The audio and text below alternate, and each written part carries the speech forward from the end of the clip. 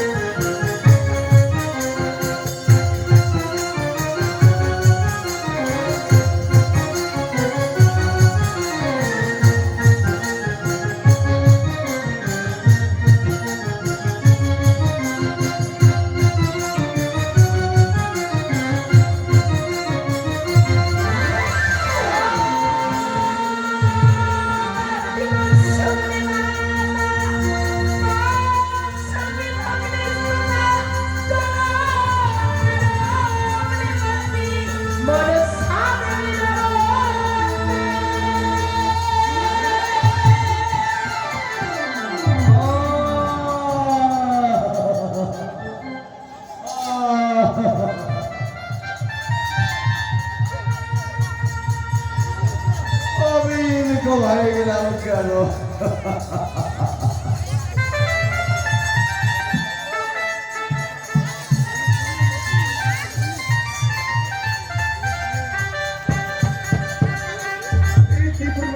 সব ঠিক ছিল কিন্তু এখন কেন আমি এরকম হয়ে গেলাম? হ্যাঁ হ্যাঁ হ্যাঁ, আমি কিছুই বুঝতে পারছি না। না, কিন্তু আমি বুঝতে পেরেছি ইতিপূর্বে সেই কথা বলেছিল আমি মহাসতী। হ্যাঁ, কন্যা বলেছিল আমি মহাসতী, কিন্তু আমি তার কথা বিশ্বাস করিনি। হ্যাঁ হ্যাঁ, তার কথা আমি বিশ্বাস করিনি। এখন ভেবে দেখছি, হ্যাঁ, সেই কন্যা যা বলেছিল তা অবশ্যই সত্য। সত্যি সত্যি সে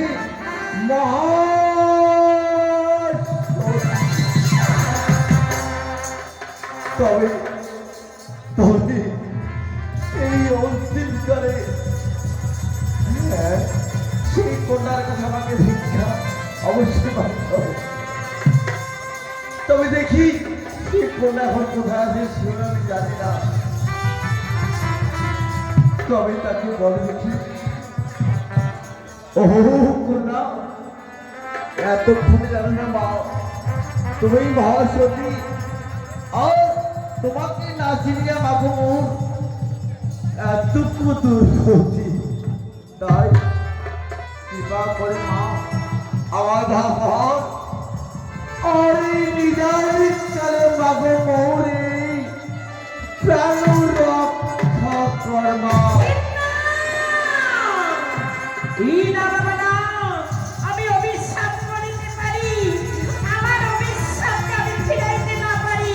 থাকো বাবা তোমার এই ঘাটের উপরে, আমি ফিরিয়ে কন্যা পাবো।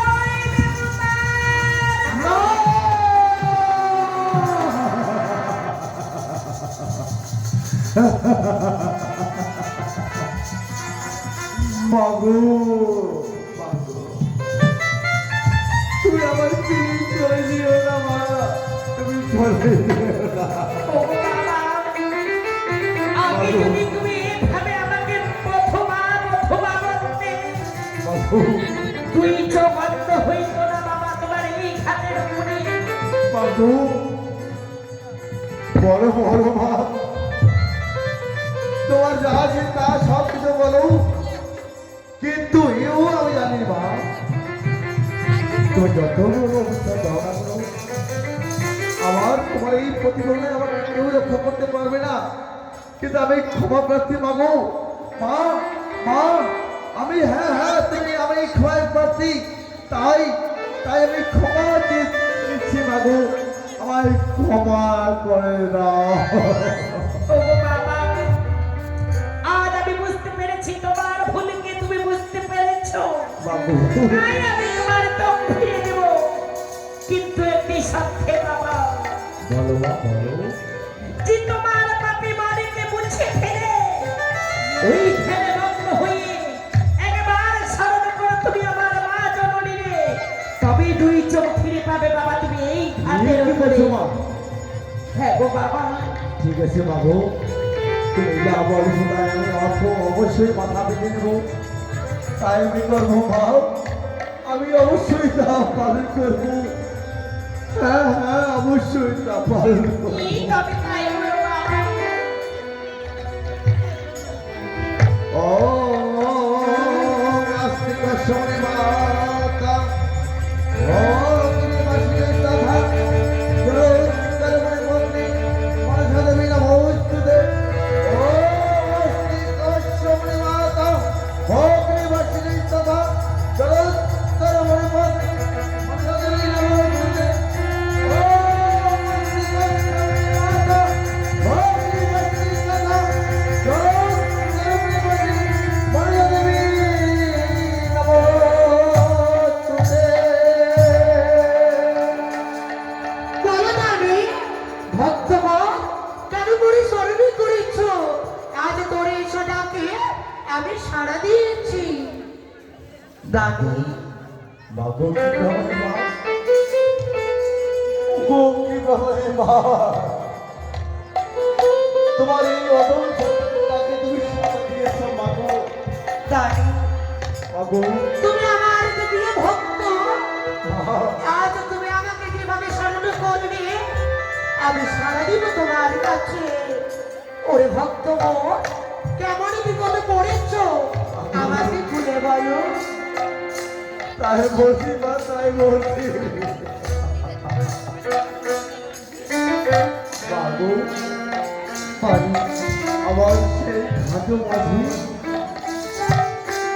এক নারীকে হরণ করতে গিয়ে আমার এই দুটো বন্ধ দিয়েছে মা। এই কি বলছো দানি? কাটো মাঝে একটি কন্যাকে হরণি করতে গিয়ে তোমার দুর্য বন্ধ হয়ে গেছে। হ্যাঁ মা, ও হ্যাঁ। দানি, তুমি আমাকে সত্যি করে বলো, তোমার দুর্য কি করে অন্ত হলো? আর ওই খাটো মাঝে তোমার কি হয়েছে? অবশ্যই আমি সত্যি সত্য বলছি মা। হ্যাঁ, এখন আমি সত্যি করে কথা বলছি মা। আমার ঘাটো মাঝি সেই আমার গৃহ ভাগিনা পদবাকে হরণ করতে গিয়ে আমার দুটো অঙ্গ হয়ে গিয়েছে মা। এই তোমার দানি, আজ এত তুমি নিজে শিখেছো? আজ তোমার ভাগিনা বধূরা খাটো মাঝে এসেছে মৃত্যু সামনে দেখে। আর তাকে তুমি হরণ করতে গিয়েছো। তাই তোমার সে সাজা পাওয়া দরকার। আজ তার অভিশাপে তোমার দুই চোখ চলে গিয়েছে। এখানে আমার কিছু করার নেই।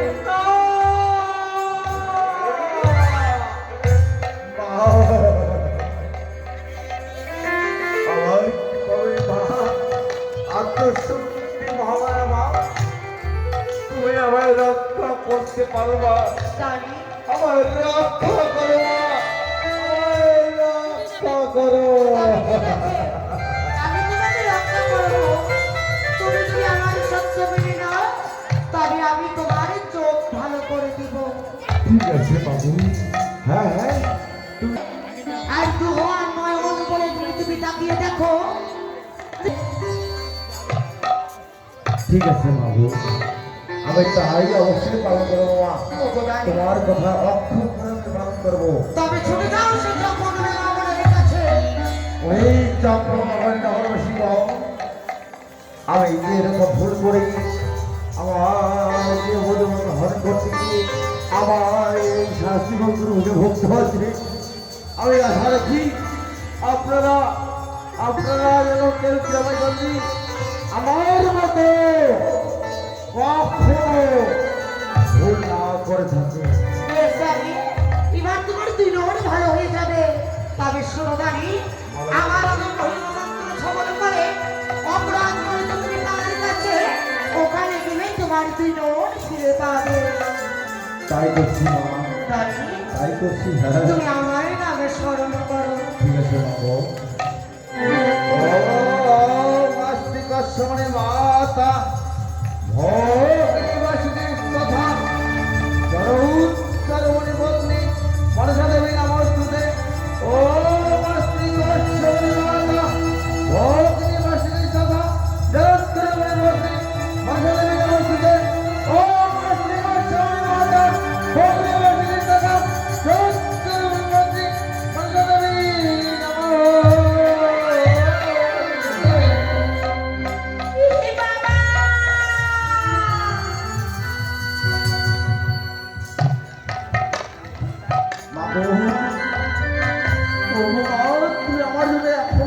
বলছো মা?